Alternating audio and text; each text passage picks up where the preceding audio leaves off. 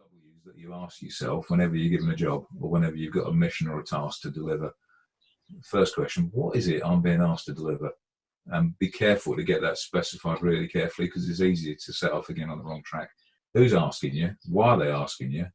When do they want it? Where do they want it? Simple stuff, but it gets missed quite often. And if you've got this checklist, it will help systemize what you're doing. What's the success criteria? What will they be happy with? What won't they be happy with? Not what you'll be happy with, because what you want is pretty much immaterial. It's what is the person asking for this wanting out of it? And I'd pose that question to yourselves. Are you sitting there now thinking, well, this has got bugger all to do with me? I'll have a little play on World of Tanks or whatever while this is going on, and I'll tune in if anything's useful. You're the important ones in this, and if it's off track, then sing out and say so.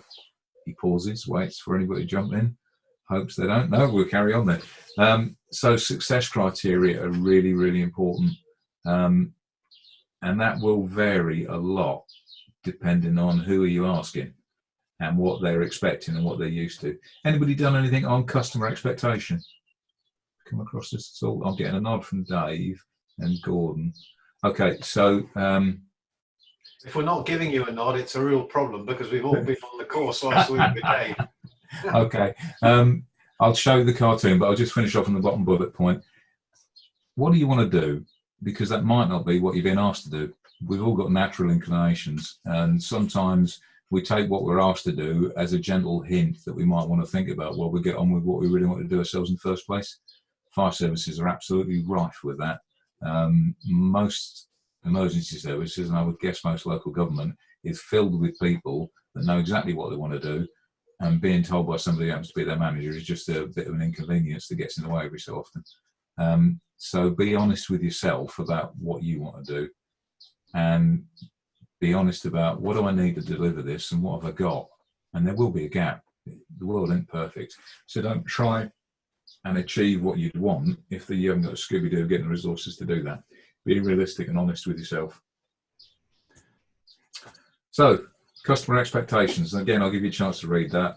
Some of you have probably seen it already. I was going to ask you, that's like it's an open loop sort of type thing. It's coming down from the top and you're being directed to do something. I always remember the quote about Ron Dennis at McLaren, and he asked his employees, if it doesn't make the car go faster, what the hell are you doing it for? And if somebody asks you to do something that doesn't make the car go faster, don't do it. Yeah. And I love the simplicity of the thought that the participants, whoever's being asked to do something, have enough knowledge of the organisational aim or the requirement that they can really challenge what they're being asked to do at any stage. Yeah, it's a really good test of any key decision. I'll give an example. Oxfordshire County Council and Oxfordshire Fire Service, they've had a history of being run by really, really smart people. A happy accident for them, I think. They used to run a risk assessment process that highlighted the key threats that they were trying to deal with, the things that would hurt most if they went wrong for Oxfordshire. And you couldn't get an item on the agenda for their management team if it wasn't taken straight from their risk register. So before you even sat down to discuss anything, there was a filter that weeded out all the crap and only let in for discussion what was directly relevant to the biggest threats they'd got. Yeah. And that's not a bad idea at all. If you can apply that sort of discipline as basically the guy on the door is not going to let you in if you're not coming in with the right question or the right discussion point. There are lots and lots of thieves of time who'll swallow up any time you've got for thought with crap.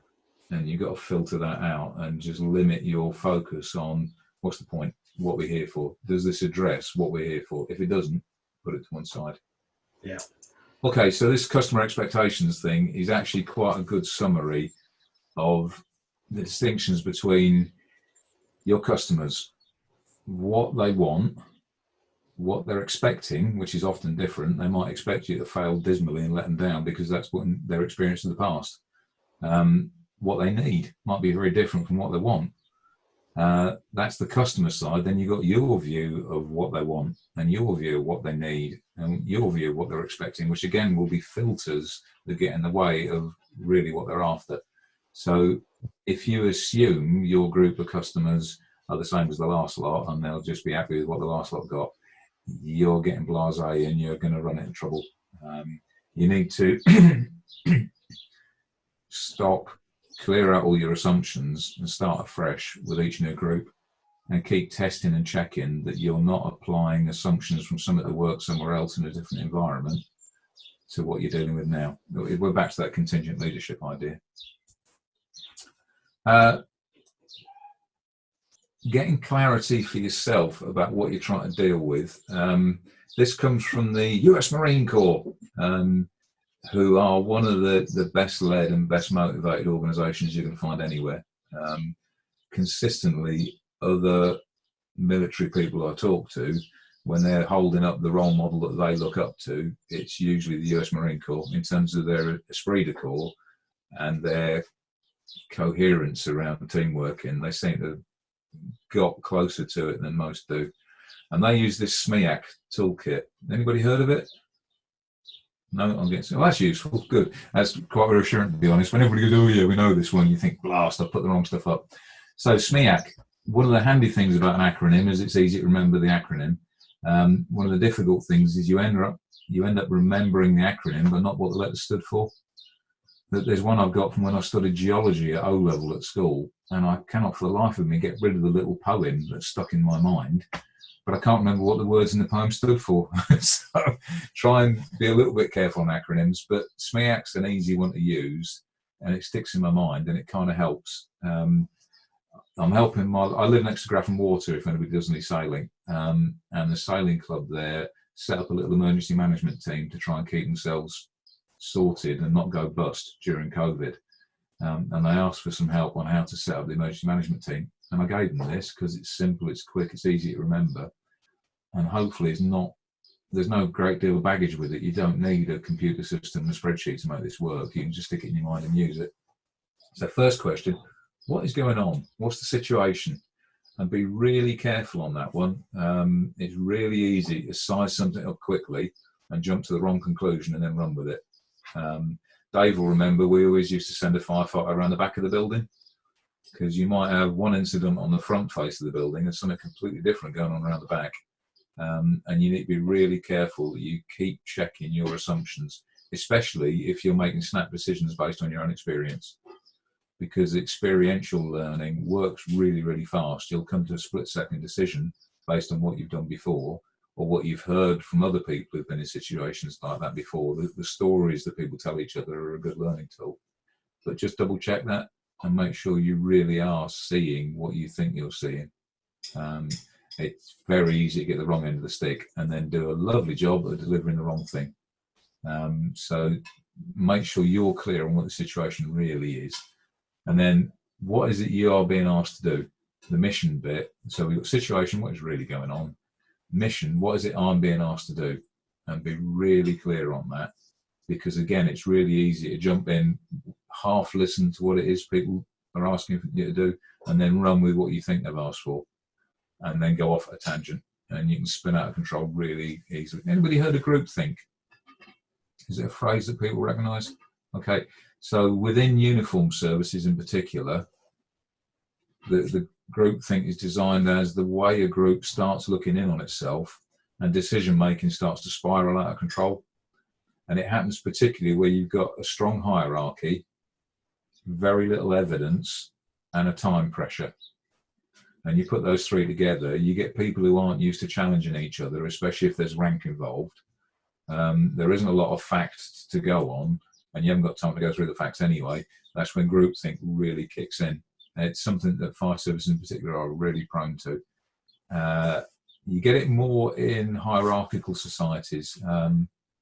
Korea, we started using something called cockpit resource management. I don't know if anybody's come across this.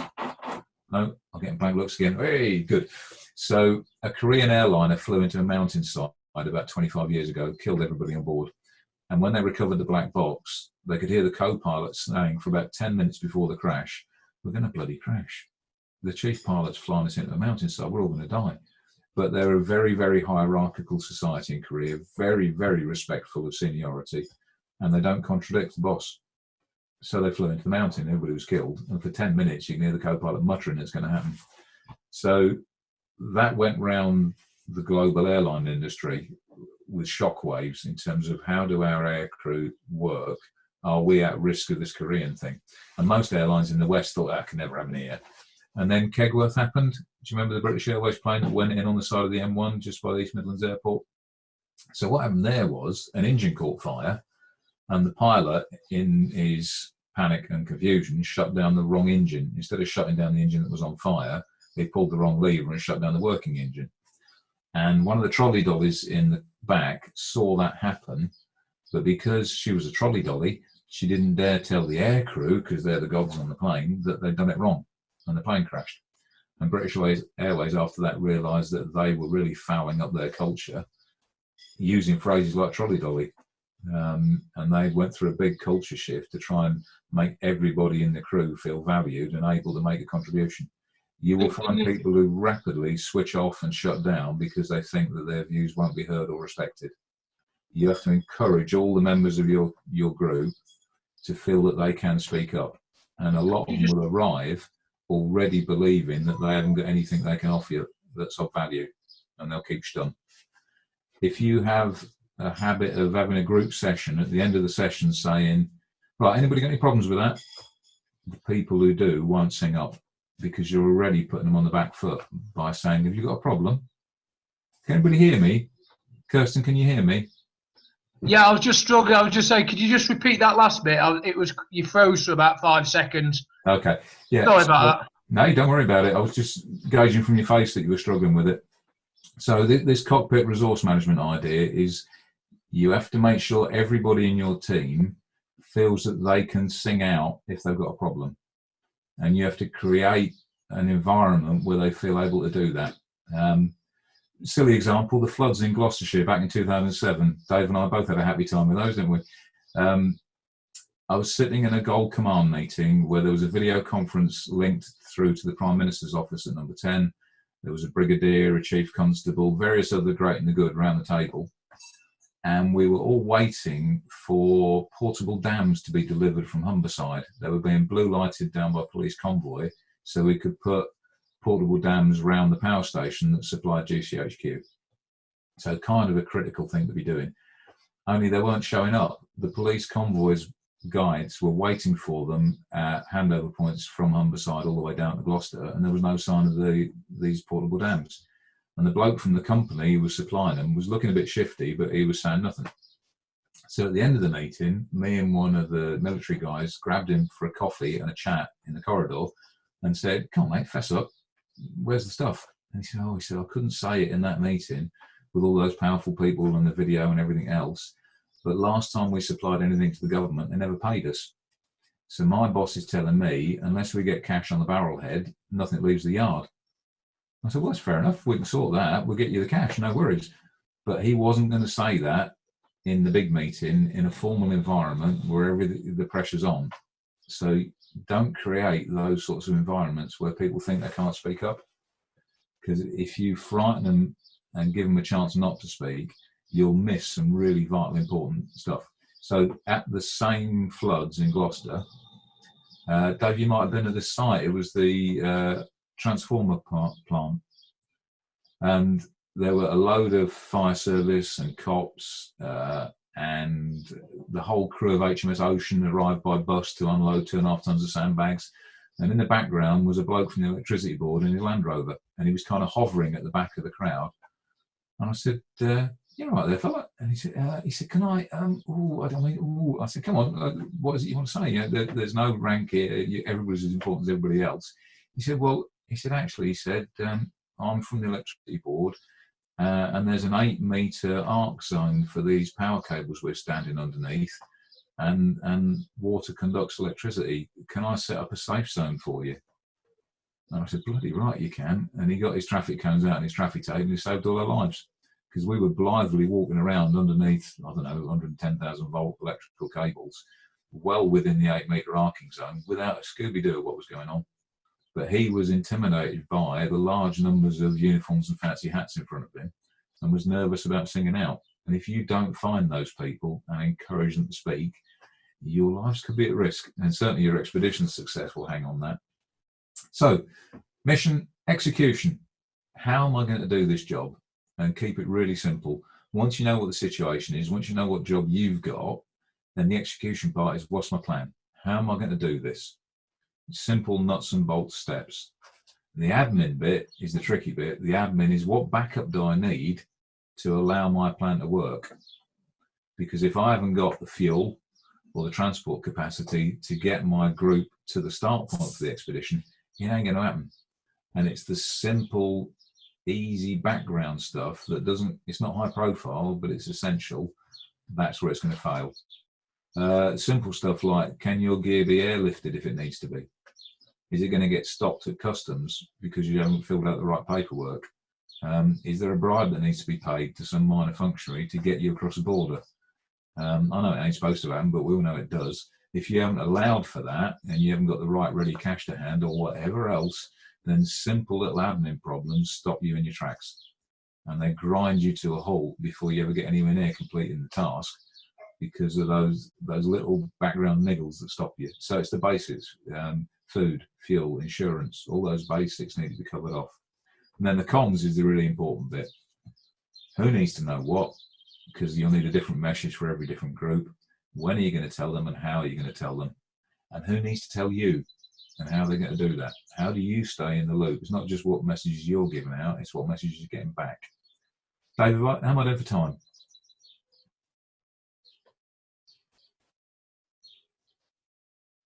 Am I okay to go on for a little bit longer? Yeah. You're good for time. It's 20 minutes, but because we're in lockdown, not many of us have got other things to move on to. So normally there's not an awful lot of objection if you run over a bit, mate. Well, I won't abuse that. Everybody still with me? Any questions at the moment? Yep, all good. All good. Okay, right. So a little bit on comms. Marconi, the engineer, and his company, Marconi and then Bell Telecom, they set up some engineering principles on communication systems that have turned into management speak more generally around communications as a tool, not just as a technical bit of hardware. And what they said was, if you follow the sequence through, something happens and you want to tell someone about it. First of all, you've got to observe what happened, and then you've got to understand it, and then turn that into a message. And every time one of those steps happens, there's a chance to get it wrong. So you might not observe the whole thing, you might not understand it properly, you might not write a message about it correctly. Then you've got to transmit it, and the transmission system's got to work without garbling it. Then it's got to be received, and the receiving system's got to pick it up without it being garbled. Then it's got to be translated again from the electrical signal coming down a wire into a piece of paper. It's got to be written down properly. Then it's got to be understood by the receiver at the other end, who then has to pass on that message. And every one of those steps is a chance for it to go wrong. So whenever you're trying to communicate a message, think about all those different steps in the process.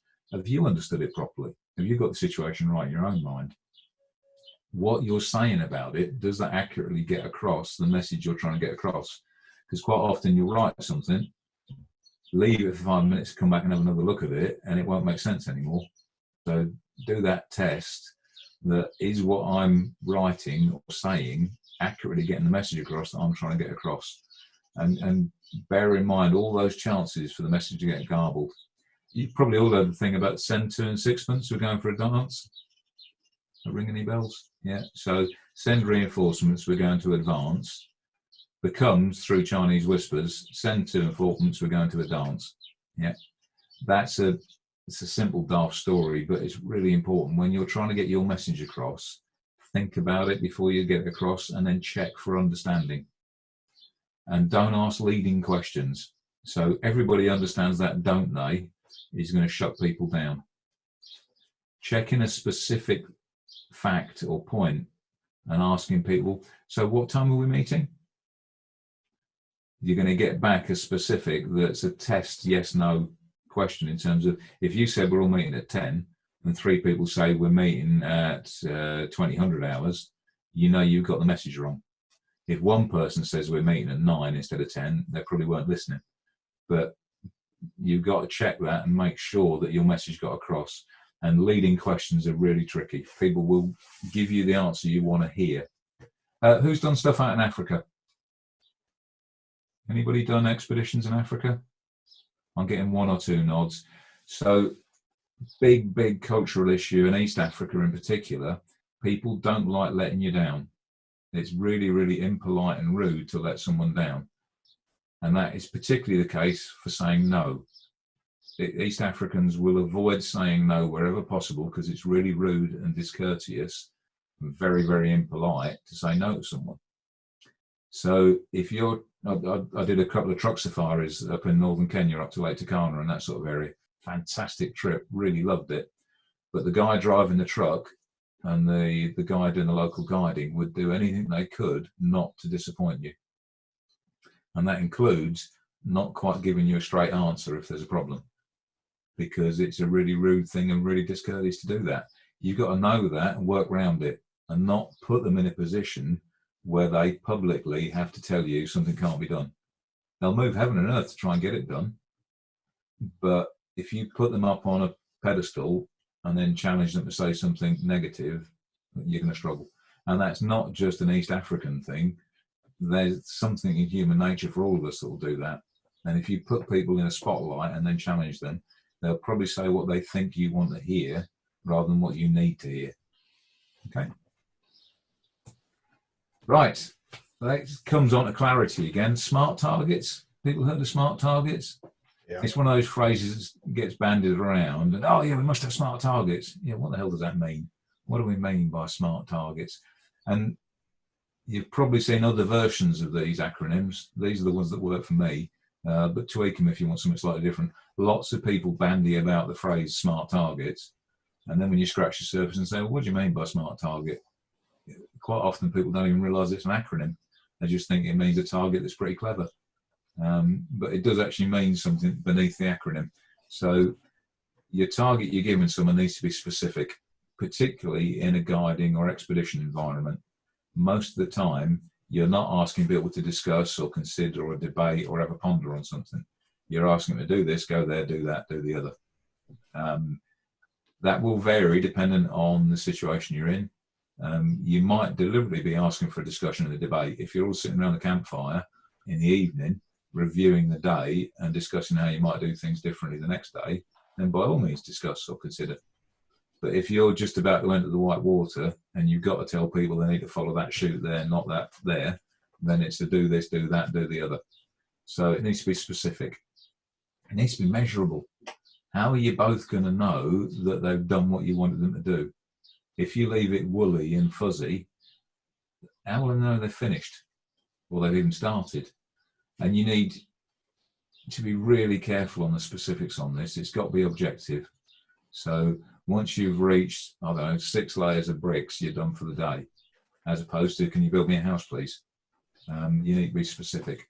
You've got to get buy-in. They've got to agree the targets you're giving them. And the best way to do that is to get them to test the targets and do the trial runs and design. If they're involved in it, then they'll buy into it. So this last week, I got a phone call Thursday before last saying, what do you think you're doing next week? I said, well, I think I'm locked down like everybody else. And there's one of my retired mates from Norfolk who's ex-military. And he said, can you help out a charity made up of military veterans or Blue Light Services veterans who've been asked to come into Cambridgeshire and visit shielded people who've not responded to attempts to contact them. So there are 3,500 people in Cambridgeshire. The government doesn't know if they're alive or dead. They know they should be shielded, but they've not responded to contact. Can you help find them? So that was Thursday morning. By Thursday lunchtime, I'm meeting the guy from that charity and the local Red Cross and the local government agencies to sit down together to find out what we're doing. And then the next day, 4 people have been drafted in. They're all military veterans from various backgrounds and various ranks to become the team leaders. So this has gone from nothing to briefing team leaders in less than 24 hours for a task that's going to start the next day. We weren't sure, myself and the guy from the charity, whether we'd worked it out at all. We'd got a rough plan, but it was very rough. So we got the 4 people that had just come in the door, quick introduction. Right, this is the job we've been asked to do, specific tasks. The measures of success are we've knocked on 3,500 doors and given out leaflets by the end of the week. We think this plan might work. Can you 4 have a really good look at it, give it a good going over, tell us what you think, tell us how you want to deliver this as 14 leaders. And within 10 minutes, they were up and on it. And they loved the chance to be given the problem and a clear target and then left to work it out. And from then on, it pretty much ran itself. As team leaders, myself and the guy from the charity could sit back then and just steer it. But we only got to that by not trying to answer it all ourselves. If you give your team the problem and a clear destination and some clear targets, let them work it out for you. They will astonish you with their ability to do it quickly and well and come up with stuff you'd never have thought of. But you've got to trust them with that, and you've got to give them clarity and support. You've got to set targets that are stretching. This is the realism bit. You've got to give them a stretch target, not an impossible target. But bear in mind, they don't know what they can achieve. You'll take people who start onto a paddling trip with you who've never paddled before. They won't even think they can get in the kayak. By the end of the week, you've got them getting through Class 2 waters. But they won't have thought they could ever do that. If you took them straight to Class 2 and lobbed them in on day 1, they ain't coming back at the end of day 1, are they? You'll never see them again. So you've got to build progressively. You don't boil a frog by lobbing them in boiling water, do you? You put them in cold water and gradually warm it up. You've got to do the same with your teams, especially when you're guiding on expeditions. You'll have people who really don't think they can do this if you give them the end result as where they're starting with. Build them up gradually. But you've got to stretch them, otherwise they're going to get bored and switch off. You will get different levels. You must always get different levels of experience within your group. I do a bit of underwater archaeology, diving. And I occasionally go on a holiday trip somewhere, and you do the package tour dive. And within about 2 or 3 minutes, as you watch people getting rigged up, you can see who you want to buddy up with. You can see the people who've got experience, the people that are new to it. And the dive masters are doing that all the time, sizing up the group. You've got to size up your group and micromanage the task to give people something that stretches them each individually. If you give them all the same target, you'll have some that are bored, some that can't cope, and some in the middle. If you can tweak it and give people different challenges. So I don't do paddling. The only thing I know about whitewater is from a flood rescue viewpoint. But I'm assuming on a lot of waters, you've got varying challenges you can give to people in the same area. So you can send some people through the bit of water that's Class 2, some through the Class 1, some through the Class 3. Is that making sense? Or am I on thin ice myself trying to use that analogy? Okay, so you do need to tweak what you task your people with based on their individual abilities, so they're all being stretched. And then the timings, you've got to have checkpoints along the way. And if you're not hitting your checkpoints, you've got to adjust what you're doing. Don't just hope it'll work out, because it won't. So we took our narrowboat out for the first time yesterday. Never used it before. We bought it just before lockdown. I had a chat with the people at the marina, and they said, well, there's a turning point. It's about an hour and a half downriver. So if you go down and back, that'd be a nice sort of 3-hour trip. Took us 6 hours because it was my first time out in the boat, and I went all the way down there on tickover. And it was only once we'd turned round and I'd look at my watch, I thought, oh, bugger, should have been back by now. So set yourself checkpoints and test your meat in them. And if you're not, do something about it. Otherwise, you're going to end up even further off target. Okay, anybody do any RWA instruction, Royal Yachting Association? No? Okay, so I'm an RWA powerboat trainer, and I inspect training centres for the RWA. I had to do it for work because we use them for powerboat training as a foundation course. And I've kept it up because I like it. I think I said earlier, I'm a pensioner now. I can pick and choose. I don't have to earn a living. I can play at stuff. So I only stick with the things that work for me. And these RWA tools work for me. There's a lot of what they do that I'm not a huge fan of. I wouldn't say I was the world's greatest exponent of the RWA way, but these bits work.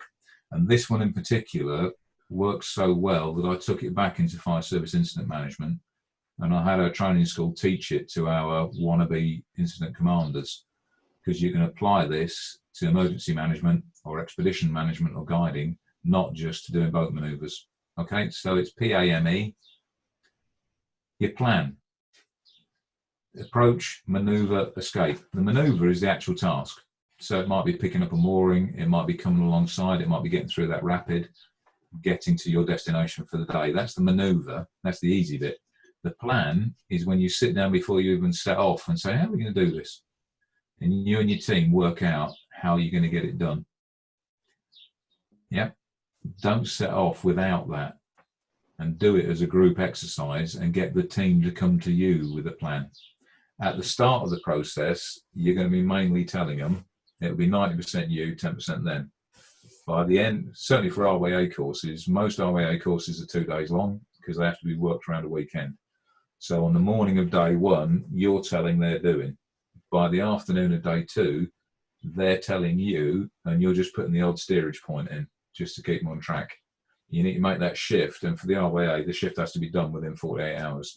From a complete novice to someone who can safely go out and hire a powerboat and drive it on their own without supervision. That's quite a shift to make in 48 hours. And if you can't make that shift in 48 hours, you're not delivering somebody who's safe on the water. Dave's smiling. So get your plans sorted as a collaborative exercise. And when you first start doing it, 90% of that is you, 10% is them. By the end, it should be 90% them, 10% you. Okay. Your approach, so this is particularly for boating, but we'd use it in any emergency service or incident as well. It works. How are you going to approach the maneuver? And this is the simple stuff. It's not complicated. If you're out in the water, are you going to come up current or down current, into the wind or with the wind, across the current? What approach are you going to make? How far out are you going to stop and check the conditions before you go in for your final closing down on your target? So when we're beginning with students for boat work, we get them to stop 6 to 8 boat lengths away from their target and check what the conditions are doing to their boat, so they can get a feel for how they're going to get blown around when they've still got plenty of room to put it right. And then their final approach, the last 6 to 8 boat lengths, is at tick over speed, so they're just making headway against the conditions. And then as they get better at it, we shorten that approach distance. So it comes down to by the end of a weekend, they should be able to do their check at roughly 4 boat lengths away from their target. And then their last approach is all fine tuning it, so they're not helm over, lots of revs trying to close the target down. It's just tickling the throttle, tickling the steering wheel, because they've got all the lineup done as part of their approach, which is working nicely because they planned for it. If you've done a good plan and your approach is right, the actual maneuver itself is easy because they're in the right place at the right time and they're prepped for it. A lot of tasks need a lot of prepping. You might need to do rope work. You might need to be setting up ropes beforehand as part of your task, or kit, or team members. And if you haven't planned for that and you try and do it in the last minute as you're bearing down on your objective, it's going to start going wrong. And then the bit I like most of all with this, the bit that I found most relevant, is your escape plan. What's your plan B? What are you going to do if it goes wrong? And your students need to know that and have been briefed on it and have come up with some suggestions themselves beforehand, so that when it does go wrong, which it will, they don't flap, they don't panic, they just do what you'd planned with them to do. And it might be as simple as saying, if it goes wrong, we're going to turn left, or turn right, or apply reverse, or accelerate. But you need to work that out beforehand rather than try and work out while it's going wrong. And that the escape piece of PAME is the bit I found most valuable, and that's why I took it back to the emergency services and told my instructors at training school, start using this. You can apply it just as easily to emergency incident as you can to boat training. Make any sense? Any use to anybody? Yeah, okay. I'm asking leading questions there, aren't I? I'm saying it does make sense, doesn't it? And you're not going to go, no, like old rubbish. Well, some of you might. Depends on your background and experiences. Right, the other RWA bit is their training techniques. Acronyms get more complicated over time. So this used to be a simple 4-step cycle. And some of you may have heard of PDCA. Plan, do, check, act. Yeah, and it goes around in a cycle. Or plan, do, check, adjust. That basically means, like we said with PAME, Make your plan first. Then do what you said you were going to do in your plan, not wing it and do something completely different from the plan that you just created, and that happens. Then check, did what I tried to do work, and was it according to the plan? Did the plan fit? Was the plan any good? Once you've done your check, then adjust or act to make the changes you need to make before you restart the cycle. Otherwise, you just repeat the same mistakes again. Dave and I have got a long history in floods, and you can go back through the inquiries and recommendations after every major flood and every major flood exercise in Britain for the last 30 years, Dave, and the recommendations are identical. We've said the same thing over and over and over again. I was doing a training course in the Netherlands with the Dutch police on civil protection, and I used the phrase lessons learnt. And the Dutch criminal psychologists who were running the course jumped up and down on my head, figuratively speaking, and said, lessons learnt? Have you changed business as usual? No. Well, you haven't learned the lesson. You might have identified a lesson, but until you can show absolutely with clarity that you changed the way you're working because of that lesson, you haven't learned that lesson. And there's a big problem in Britain culturally that we're too polite, we're too afraid to offend each other, and we end up telling little white lies to avoid causing offence. And those little white lies turn into great big whoppers. And we've got an entire culture now around exercises and incidents where we don't face the truth afterwards. I'm the expert, or an expert witness for a police investigation into a fatal boating accident in Wales involving 2 fire service boats. And on a lovely sunny morning in September last year, 2 fire service boats on a training exercise collided with such force that one of the crew was killed. Now that's getting on for 9 months ago now, and still nobody in the emergency services knows why, what caused it, or what they might do to avoid it happening to them. And it's probably years off anything coming out of that. And that culture we've locked ourselves into of blame and litigation and fear of talking about what happened is stopping us learning and applying the lessons learned. Anybody been to New Zealand? Yep. No? Okay. So out in New Zealand, their National Health Service was run much the same way as ours. And then about 25 years ago, they stopped and took a look at what was happening with medical malpractice. And they banned legal action for medical malpractice and instead implemented a compulsory investigation process with a no blame label on it that said, we're going to find out what went wrong and put it right. We're not going to sue people. Where that's led to now is that survival rates in the New Zealand Health Service are massively better than survival rates in the NHS in Britain. Because in Britain, the way you put right a medical problem is litigation. You sue them. And if you go into your regional hospital, Adam Brooks is ours, in the foyer, there are a series of shops run by no-win, no-fee lawyers. And they're in the foyer of the hospital, so that if something goes wrong to you or your loved ones in the hospital, you can walk into one of those no-win, no-fee lawyers and they'll start suing the hospital for you there and then. And that's how we fix medical problems in the UK. Bloody awful. I've been through it with my wife, so I'm probably bitter and biased on this one. If we were in New Zealand, her medical problem would have been seen as something everybody needed to learn from that would have then fixed and stopped repetition of that problem. 6 years on from my wife's medical problem, I've got no idea at all whether anybody learned anything from it.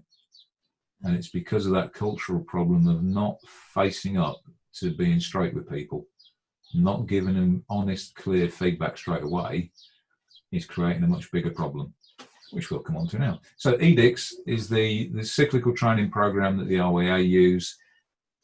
You explain what you're going to do, you demonstrate it. What does that mean? If you're going to explain and demonstrate something, does that mean you've got to be bloody good at it? Yes. So your technical skills are critical. For this to work, you have to be really, really good at what it is you're trying to deliver. Because if you can't do it, how can you expect anybody else to do it if you're trying to teach them? That's a real pressure. And if you don't plan for it properly, I tried to do some boat training out in Tasmania last year where I thought, well, I know how to do that, I'll just wing it. And I ballsed it right up because I hadn't planned it properly. There's those old phrases about the harder I work, the luckier I get. or proper planning prevents piss poor performance. It's true. If you don't do the legwork beforehand, it will go wrong. Sod's law is a mighty thing when you're trying to run a group, and it will go wrong just at the worst moment for you personally, when everything's looking at you, everybody's watching you and hanging on your every word, and then you'll forget what it is you're supposed to be doing, or remember that you left the kit you need in the wrong boat at the wrong place. So you've got to do the legwork, and you personally have got to be bloody good at it before you start trying to teach other people. There's an old, I do a fair bit of karate. I teach karate as well. And there's something in karate that you only get really good at something by having to teach it, because that puts you on your merits, and you have to be right at the top of your own game before you can start teaching someone else. And I'm a real believer in that. One of the few strengths of the fire service in the UK is that you all start at the bottom. And I definitely wasn't the best firefighter ever, but at least I knew how to use all the tools, and I'd been there and I'd done it before I started trying to teach anybody else. And I'm a real believer in that. And I particularly in the sort of worlds that you're in now, if you're not bloody good at it, you shouldn't be there. Sorry to say that. It's a difficult thing to say, but I mean it. So the RYA process is you explain, you demonstrate, they copy you, they imitate what you've done. Then you give them some feedback, you critique that, and that needs to be specific and objective. It's not, how did you think that went? Because they'll all go, oh. If you ask a question like, so the task was to bring the boat alongside the pontoon, which part of the boat touched first? That's objective, it's factual, it's hard to disagree or argue over it, but it's the start of the conversation about, okay, so we hit the side of the pontoon with the propeller first. Was that a good thing or a bad thing? You've got a conversation going, as opposed to just saying, where did that go? There's a real art to the critique, but it's the hardest part of this process. The training piece is where they then repeat. So the first time they've imitated you, they've copied you, you've given them some feedback, then they do it again a couple more times till they've got it right. Then you summarize it. So we came alongside the pontoon. We came at an angle of about 30 degrees. Just before we contacted, we turned the boat parallel. Next thing we're going to do is move on to come alongside a casualty in the water. So we're building on what we just did. There's a natural progression from the exercise you've just done to one that's a bit more complex, but follows through the same sort of principles and same sort of process. Yeah. So EDIPS works for me. It did start off as just EDIP, explain, demonstrate, imitate, practice. It's got a bit more complicated over time. But the key thing is that cycle that starts with you explaining and demonstrating, then copying, you giving feedback, you sum up what they did, and you move them on to the next stage. And it's a progressive process. Okay, the personal stuff. Can you all read that? So is the gallery view, is that in the way of this, or can you all see the cartoon? Yeah, you all see it, okay. So be honest with yourselves, folks. Why do you want to do this? There's a whole host of different reasons for that. Yeah. So have a little read through.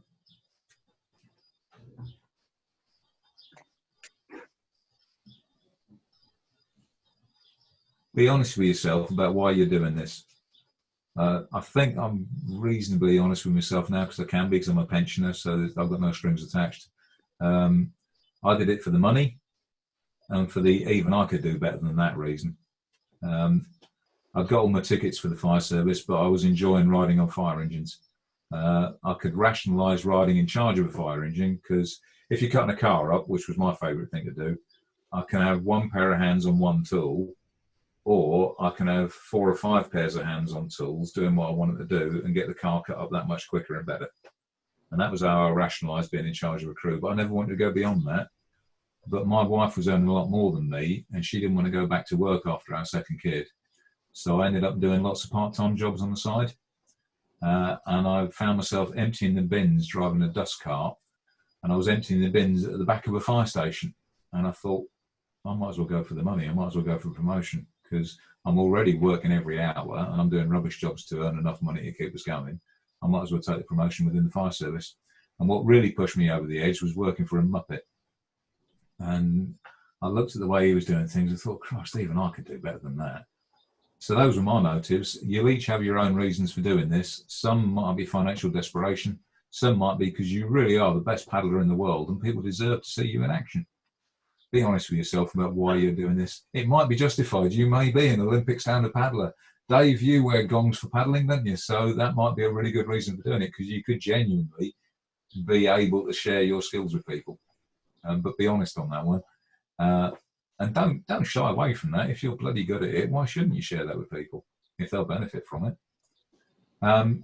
Do try and find people who you can model yourself on. And that could be for good or bad. I transferred from London Fire Brigade to Cambridgeshire, and the chief officer of Cambridgeshire had transferred from London.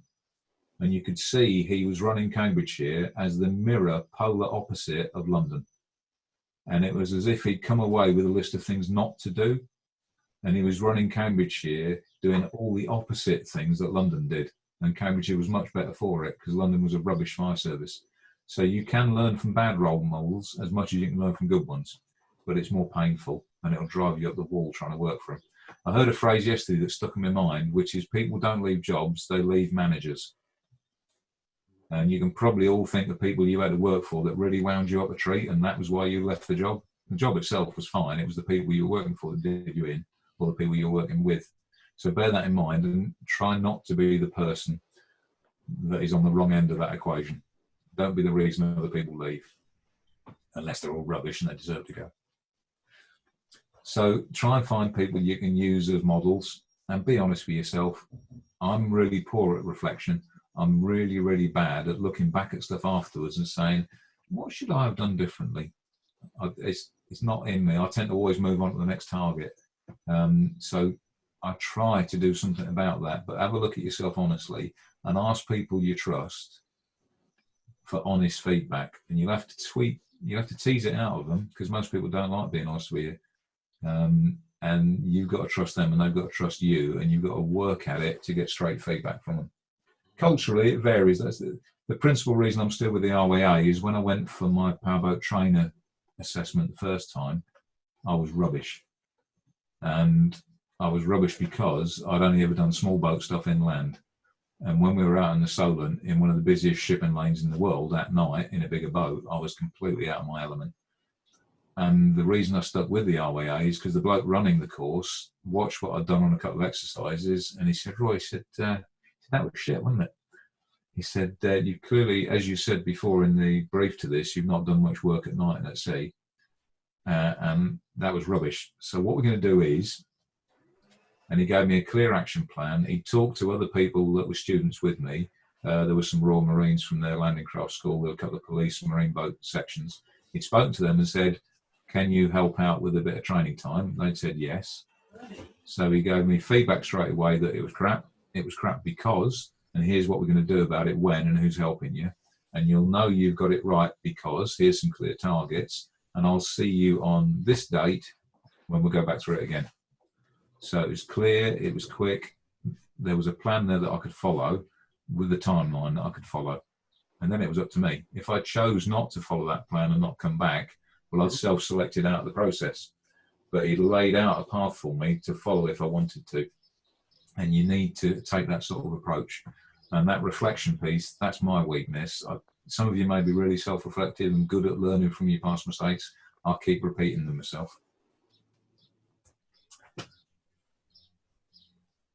So, leadership models.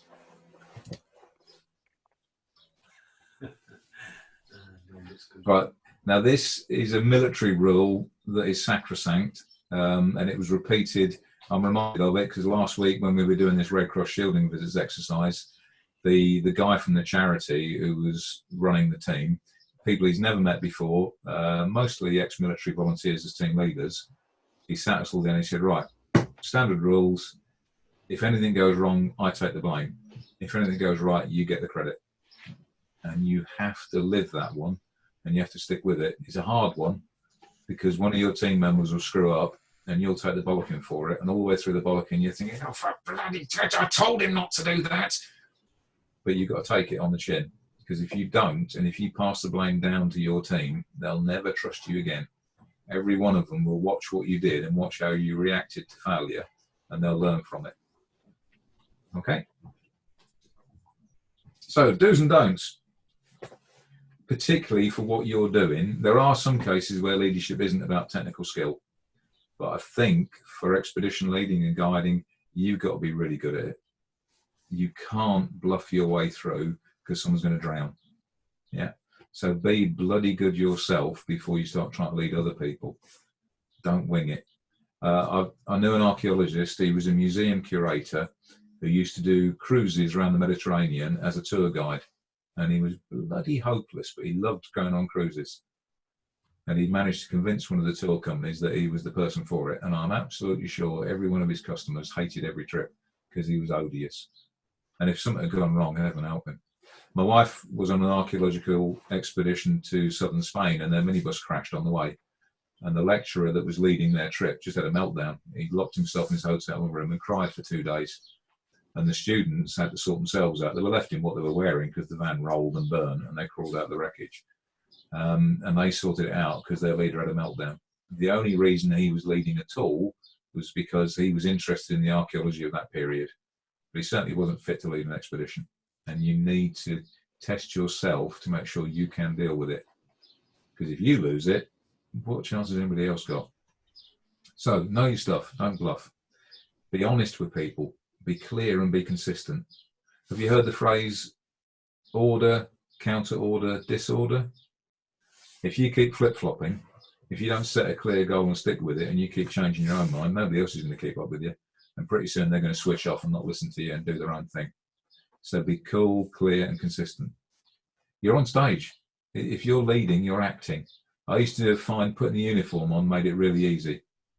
And the incidents I struggled with most were the ones when I was off duty in civilian rig and something happened in front of me, a car crash or whatever else, because I hadn't put the shields up. I hadn't put the uniform on. And you will probably have some form of standard dress that you wear when you're guiding or leading that you feel comfortable in and makes you feel confident in what you're delivering. It might be a particular set of foul weather gear or pair of boots or whatever. Go through that ritual and embrace it and put the shields up by putting the uniform on that you wear when you're doing your guiding or leading, because then you're putting yourself in role. And it is an act. You've got to be like the swan. Even if you're losing it inside, if you're paddling like fury below the waterline, look regal and cool and calm and collected above the surface. Because if you've lost the plot, nobody else is going to get through this. Take the time and make the space to listen to people. Encourage them and give them the right environment so they can put their 2 pence in. You've got to trust them when they come up with stuff and let them make mistakes.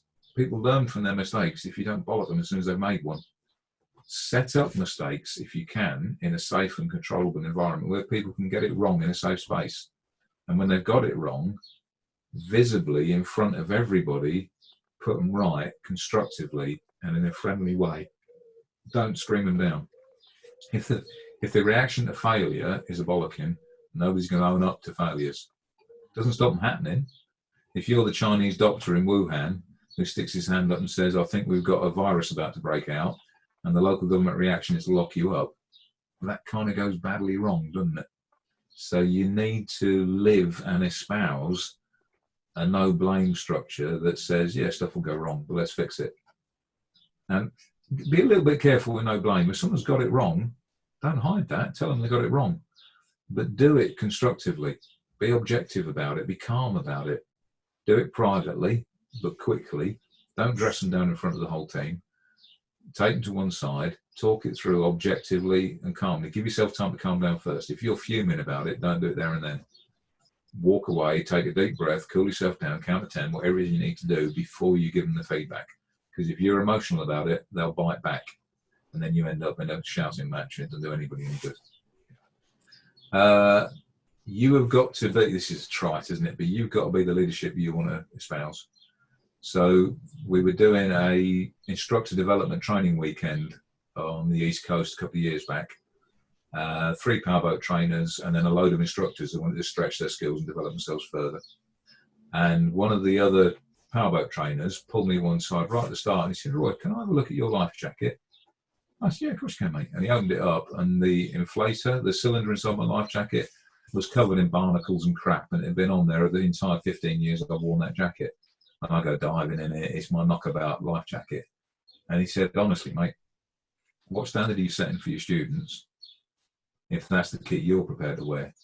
because 90% of leadership is what your students see, not what you say. It's what you do, not what comes out your mouth. And he was right. Now, I didn't know the bloke, but he was bang on. And I respected him much more afterwards than I knew about him beforehand. And we're firm friends now, because he was straight with me right at the outset. He was objective, he was correct, and he was polite about it. But he didn't let me get away with it. And he was bang on the money, because if you turn up in raggedy old kit, American firefighters, badge of honor for them to wear the crappiest old gear they can find, because it makes them look hardcore. But is that the example you want to be setting? And apart from anything else, it's bloody dangerous for yourself. So your kit has to be beyond reproach, and you've got to be beyond reproach. That doesn't mean you become a gear junkie dripping with a Rolls Royce of kit gadgets that nobody can afford on your team. Because again, you'll put them off. If you turn up wearing gear that costs 10 grand, and you've got DV kids or kids from Middlesbrough or from Rotherham, you're just going to put them off. So don't be fancy, don't be blingy, but be right. And be right within the budget and the expectations that your students can work to. So if you're in cold water and you turn up wearing a really, really nice dry suit, and the kids are wearing some raggedy old borrowed bits of wet kit that they've got, how well are they going to enjoy the experience by the time you're starting to feel a bit uncomfortable? Because they'll be hypothermic by then or worse. So don't overkit yourself if your students haven't got the same level of protection. So wear what they wear, use the kit they're using, but make sure yours is in good order. We used to have a basic rule, didn't we, Dave, that we don't kit ourselves up differently for training exercises than we do for real. And we can, wherever possible, nail anybody that says, well, of course, if it was for real, I would do this. But in training, we'll do that, because that's lethal. That police incident I'm the expert witness for, if that had been treated as an operational incident, then it wouldn't have happened. But because it was training, and yeah, in training we relax things a bit, and if it was for real, we would do different. When we were over in Charlotte doing the flood training, one of the American firefighters over there summed it up really well. He said, you do for real what you did in training, even if what you did in training was wrong. Because when you're under pressure and you're in a crunch situation, you revert to what you did. Your muscles remember, the muscle memory of what you did in training. And if the training was substandard, what you do on for real is substandard. Okay. Privilege, leadership. I really mean this. It sounds trite, but it's really true. Every day you get up and stand up in front of a group of people you're going to lead, you've got to earn it all over again. If you are not the role model that they deserve, then you're in the wrong place. And that's, for me in karate, that's a really big thing.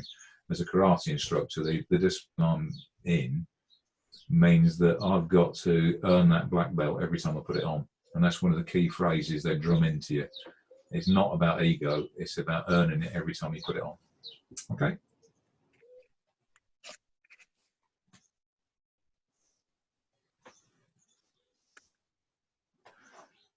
There's that old phrase about you don't have to be liked. Don't try to be liked. What you've got to try to be is trusted and respected. If you've earned trust and respect, the liking comes from that. But don't try and be the yes man that does stuff to please the team. Focus on the task and on the result you're trying to get to, rather than just on keeping people happy. If they respect you and trust you, the liking will follow. Do's and don'ts. Don't flap. I've said this before, I don't know if you've lost it. What chance has anybody else got? Don't dither. Perfect is the enemy of the good. So good enough on time is always better than the perfect solution too late. You'll never have enough information. You'll never get the perfect weather forecast, the perfect water conditions, the perfect briefing on all your students or all your kit. Get the information you can get, make the decision and get on with it. And if that means you make a more conservative decision, fair enough. You don't need to take high level risks. You can tone down what it is you're planning to do if you haven't got enough information. But make a decision and get on with it. And then don't keep flip-flopping. Every time you change your mind, you've got to redo the whole communications process all over again. You're better off gritting your teeth and getting on with it than you are changing everything. Trying to make a big change is a really big, tough decision to make. Sometimes you have to, but trying to avoid it just for the sake of tinkering. Don't use sarcasm. It's really, really easy to shut people down in your team if you take the mickey. I was running an archaeology dig years and years ago, and one of the guys was useless. He was always nodding off at the bottom of the trench. He was a skiver. He never got his day's work done. And I tried to take the piss out of him in front of the team as a way of chivvying him up. And eventually one day, after about 6 weeks, I said, look, have you got some sort of medical problem in front of the team? And he very quietly said, yes, I have. And how big did I feel after that? Turns out the guy had got a serious medical condition. Now, you could argue that I should have known about that beforehand, but I didn't. And I'd spent 6 weeks giving him shit in front of the team, and it turned out he was struggling and doing his level best whilst managing a serious medical condition. And I walked away from that one feeling about 3 inches high. So don't be sarcastic. It just puts people off. Don't bear grudges. If you've got to give feedback, if you've got to put someone straight, and you will have to, do it quickly. Don't let it fester. Do it privately, so you're not bogging them in front of the team. Be unemotional and be clear and objective and constructive. Don't say, I just don't like the way you did that. Be specific. We were supposed to approach the pontoon at a 30-degree angle, dead slow. You came in at 25 knots at a 3-degree angle. So you've been constructive and factual, and then give them steps to put it right. So what we're going to do next time is we're going to stop 4 boat lengths out. We're going to come to a full stop in the water, and then we're going to go forward dead slow. And we're going to touch this part of the boat here is what's going to touch first. So be constructive and positive about it, okay?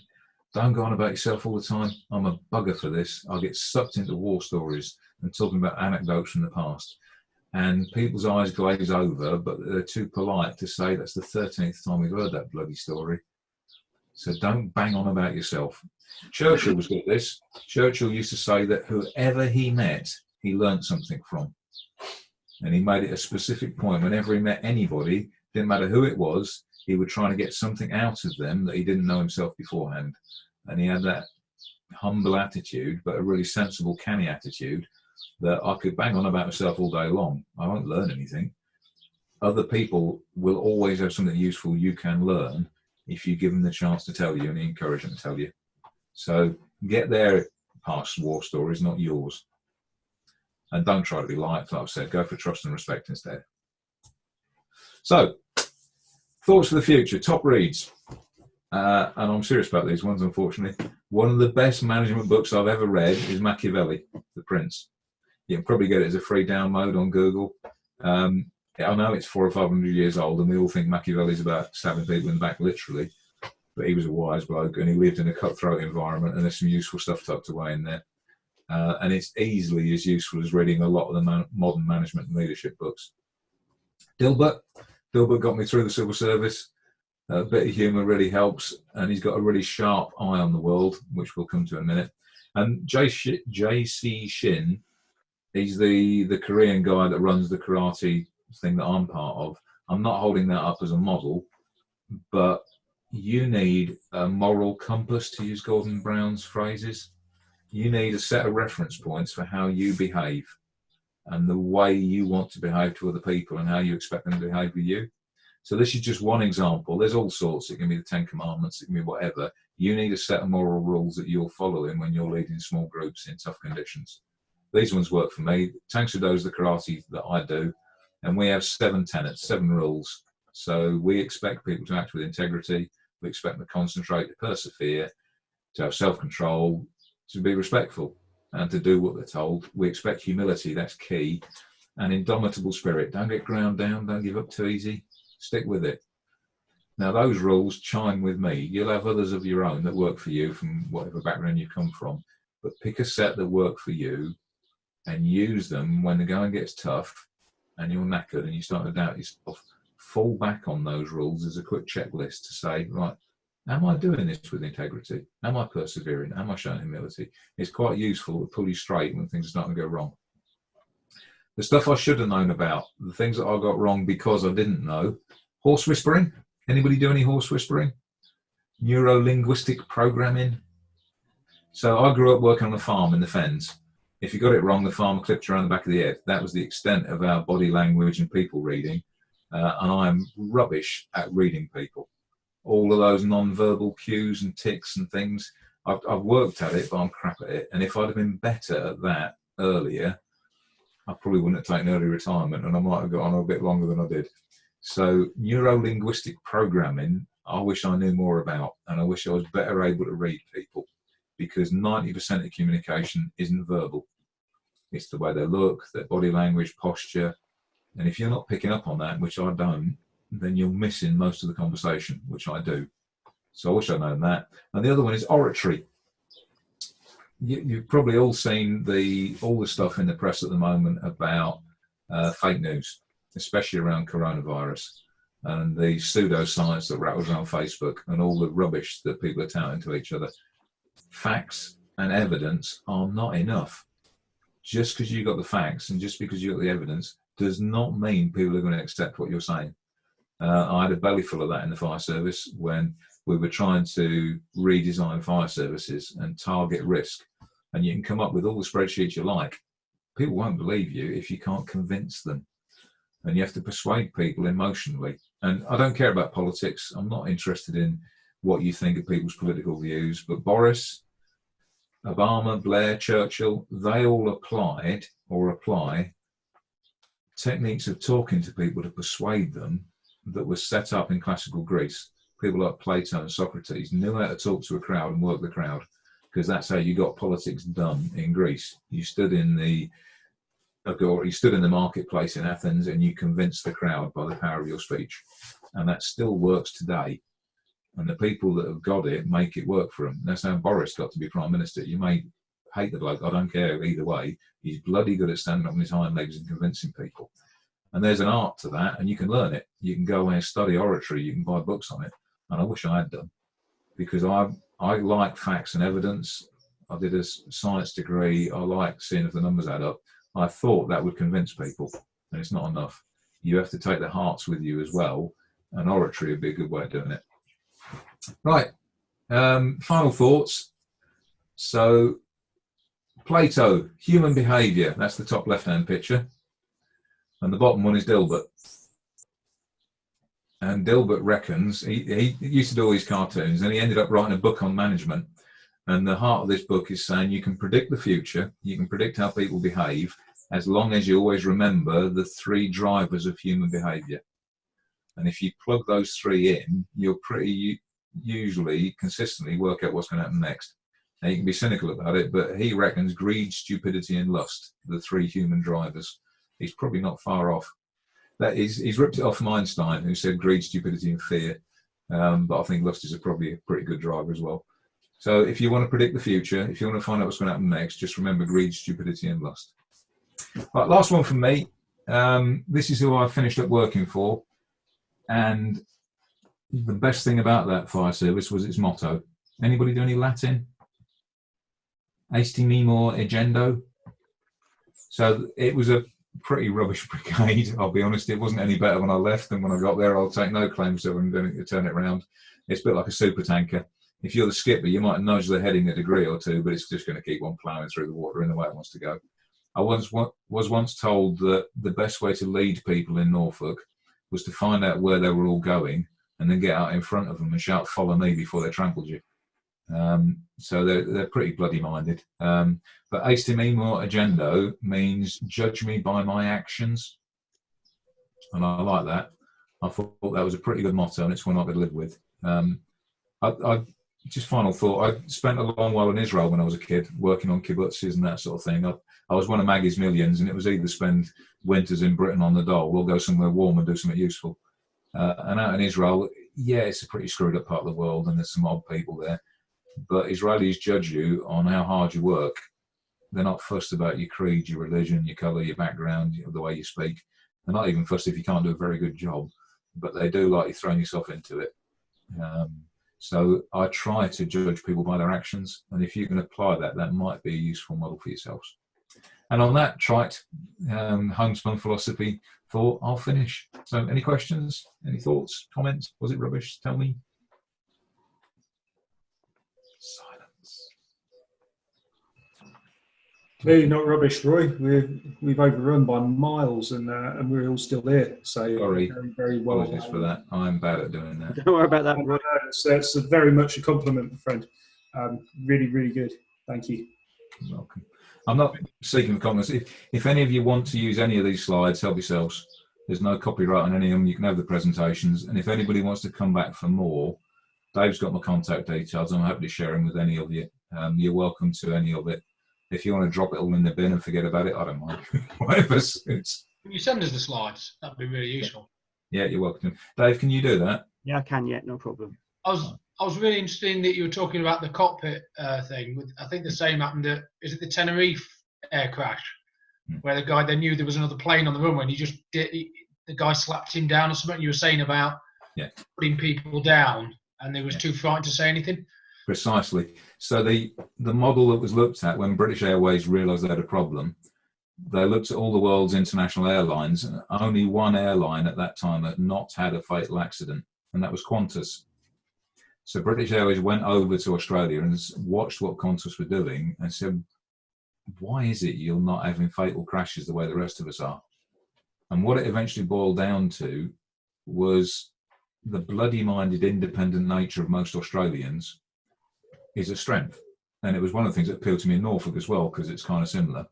So the bloke pushing the broom down the gangway on the plane, the cleaner who climbed on the plane, felt just as entitled to sing out if he saw a problem as did the chief pilot of Qantas. They had a culture where anybody could stick their hand up and say, hang on a minute. And that was the key to their success, was that anybody within their team felt able to say, I see a problem. I'll tell you one of the things that comes out of it. It's something I picked up the team leader on last week. Somebody came to him with a problem and he said, don't come to me just with a problem, come to me with some solutions. And you've probably heard that one. It's wrong. Don't say it, because the person coming to you may only have a small part of the picture, a limited amount of experience and training. They may not know what's possible. That's your job. You need to encourage your people to raise problems that they see. Don't require them to bring you some solutions as well. By all means, ask them if they can offer any solutions, but don't tell them they can't come to you with a problem if they can't come to you with some solutions, because they haven't got the big picture helicopter view of the world that you've got. They haven't got your experience or training or background. You may well have an easy fix they've never heard of. I was at a car crash once, and I'd come from London, and I'd been on a technical rescue team in London that used all the tools and did all the toys. And we were dealing with an upside down sports car. And Dave will know this. You don't pull a car over with somebody inside it. You open up the wreckage and slide the casualty out. You don't try and roll the whole bloody thing over while they're still inside. But the local part-time crew up in Cambridgeshire that I was working with, they didn't know that. I was inside the wreck when all of a sudden it started sliding down the road on its roof because they'd hooked a winch cable on it to try and flip it over. And I was trying to hold the lady's head off the tarmac as we got dragged down the road. And it's fair to say I got quite robust in my constructive criticism, especially with the senior officer on the scene who didn't have a bloody clue. And I had a go at him and at the crew, and then we did it properly. And I was very directive, and I told them exactly how they were going to do it. And at the end of the incident, the senior officer disappeared, and I never saw him again. He never spoke to me again. But the crew leader came up to me and said, look, we've never seen that before. Nobody's ever shown us how to do that with those tools. Would you come and do some training with us at the station and show us how to use the kit that's on that truck? Because that truck's based 10 miles away from us. We never get to see it. We didn't even know what was on it. And funny enough, I bumped into the guy again last week. I hadn't seen him in 26 years, but he happened to be one of the volunteers that came along last week. And he came up and we had a natter about it. And it was lovely to sort of turn the clock back. But that was a case where if somebody's just not been shown or given the opportunity to learn, you can't blame them for that. And you can't assume that they know what you know. So don't ask people to bring you solutions as well as problems. Ask them to raise the problems, and then by all means throw it open and see if anybody's got a solution for it. That is a great way of getting team involvement. If anybody comes up with a problem, reflect it back to the whole group and say, great question. Any ideas, folks? What do we reckon? And see what comes back at you. Okay. I was going to say something, Roy, relative to that air safety thing. You know, obviously air safety's got so much better, and as you say, Qantas were exemplary, and it was cultural, but it was also some of the practice they had of some of the briefing and near miss stuff that they did, where they have people who were not the chief and the captain or the vice captain actually running the sessions, so that everybody was involved in feeding back. And in fact, a lot of that learning from that sort of type of approach, especially trying to overcome cultural issues on that, is used in things like operating theatres, which is where I used to develop products. And you know, making sure that that highly charismatic bloody cardiac surgeon who's doing things wrong is actually picked up, even though the staff are scared shitless of actually saying something. Yeah, there is a problem with hierarchy because it creeps in very quickly. Humans are naturally pack animals. Yeah. And I think any small group is looking for the alpha male, the alpha female, and that is instinctive and it's really deeply ingrained. And you as the team leader have to be the alpha. You can't have multiple people trying to compete for leadership, but you'll get it. You'll get people that instinctively want to be in charge, regardless of ability or position within your group. And it is a problem if you don't deal with it and recognise it. In some ways, it's easier if people are wearing uniforms with rank markings because it's overt instead of hidden. I found it much harder in the civil service to work out pecking orders than I did in a uniform service because it's bleeding obvious in the uniform service, or should be. Sometimes it doesn't work that simply. But one good idea is if you run the first debrief at the end of the first day and you tell everybody from day 2, you're all going to take it in turns to lead the debrief.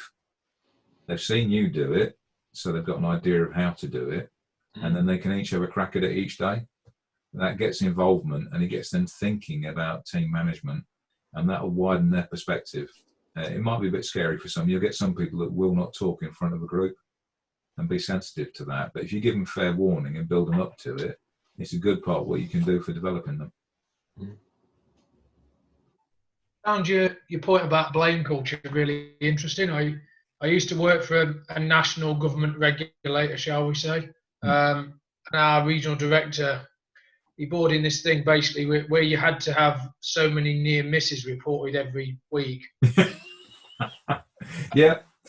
And they effectively, yeah, it was great. People just made them up, you know. So there was effectively a blame culture if something went wrong, and I always remember the email. Say again.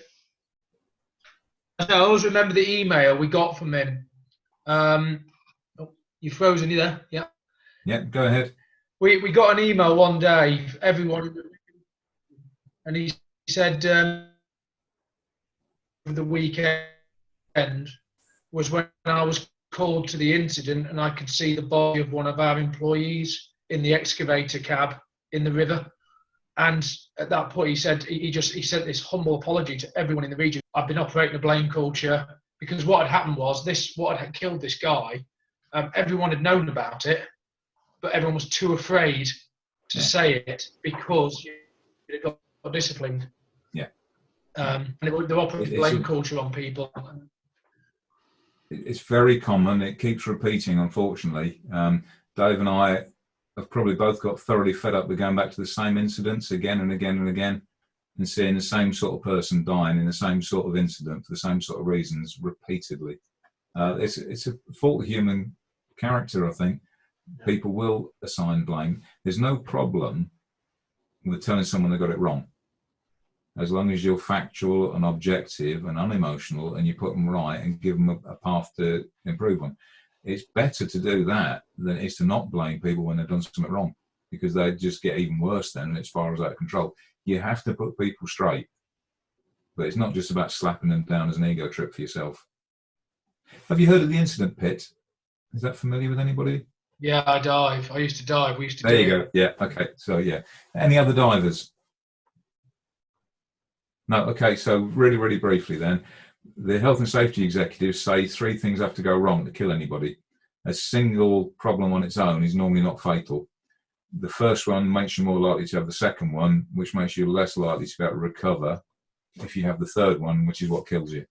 And in diving, we liken it to a whirlpool, where you get sucked into the edge of the whirlpool and then you get sucked down into the whirlpool and then you're dead at the bottom of the pool. So fatal accidents need 3 things to go wrong, and often they're long-standing problems that have been going wrong for a long, long while. And then one day it all goes horribly wrong all at the same time, and all 3 things happen at once and someone ends up dead. But almost always you can look at it afterwards and go, oh yeah, we knew that was a problem for a long while, and we knew that was a problem for a long while. Oh, and then that happened as well, and oh dear. And it will always be predictable. You look at Piper Alpha, Deepwater Horizon, any major disaster, and the warning signs were there if anybody had taken action about them. They will have been noticed too. It's no good saying nobody noticed the warning signs. People will have noticed them, but for whatever cultural problem, that's not been brought together to fix it. It's kind of, I suppose it's inevitable, because all the ones that get noticed and get fixed, we never hear about. We only ever hear about the ones that go wrong. I had quite a serious incident about 3 years ago on a trip. And I used the incident pit because I thought, well, people need to learn from what happened. Yeah. So I actually sent it to my club at the time, who sort of were like, what are you investigating that for? And it was really like why, and the incident pit. And I traced it back that I should have seen the warning signs even before we went down this little old part of the river. Yeah. The fact that the river, there'd been no rain and the river was overgrown, probably should have told me that that there was a good chance of what happening down the river. And it was really useful to actually trace it back to the start. And I actually found the incident probably started about 5 kilometres back when I missed a big warning sign. Yeah, that's honest. It's a good approach. There's always 3 levels to a fatal accident as well. There's this surface, superficial level problem. There's an underlying cause, and then there's a root problem at the heart of it, which is usually about culture and behaviours. So don't just look for the immediate top level cause about what went wrong. Try and get down to the underlying causes, and then underneath that, the root of the problem. So if you can find 3 layers to it, you're usually getting down to the nub of why something's gone wrong. And it's usually something totally unrelated as well, or well, apparently unrelated. Sorry, not unrelated, but it's something you would never think of. Certainly was in my case. I mean, no one died, no one was injured, but it was a close call. Yeah.